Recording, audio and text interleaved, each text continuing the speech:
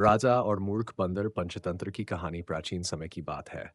एक राजा था जो अपने महल में बड़ी शान से रहता था। राजा को जानवरों से बहुत लगाव था और उसने कई जानवरों को पालतू बना रखा था। उनमें से एक बंदर राजा का विशेष प्रिय था। राजा ने उस बंदर को अपने महल में रहने की अनुमति दी और उसे अपना सेवक अपना लिया। बंदर राजा का बहुत वफादार था और हमेशा उसकी सेवा में तत्पर रहता था, लेकिन वह बहुत मूर्ख भी था और बिना सोचे समझे कार्य करता था। एक दिन राजा दोपहर में अपने बगीचे में विश्राम कर रहा था। बंदर राजा के पास खड़ा होकर पंखा चल रहा था ताकि राजा को ठंडी हवा मिले और वह आराम। सभी बंदर ने देखा कि एक मक्खी बार बार आकर राजा के चेहरे पर बैठ रही थी। बंदर उसे भगाने की बहुत कोशिश करता, लेकिन मक्खी बार बार लौट आती।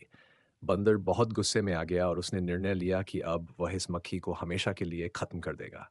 बंदर ने राजा के पास रखी तलवार उठाई और जैसे ही मक्खी राजा की नाक पर बैठी, उसने पूरी ताकत से तलवार चला दी। मक्खी तो उड़ गई, लेकिन तलवार सीधे राजा की गर्दन पर लगी, जिससे राजा की मृत्यु हो गई। इस कहानी से हमें यह सीख मिलती है कि मूर्ख मिर की तुलना में बुद्धिमान शत्रु भी बेहतर होता है। किसी भी कार्य को करने से पहले सोच विचार करना बहुत जरूरी होता है, अन्यथा उसके परिणाम घातक हो सकते हैं।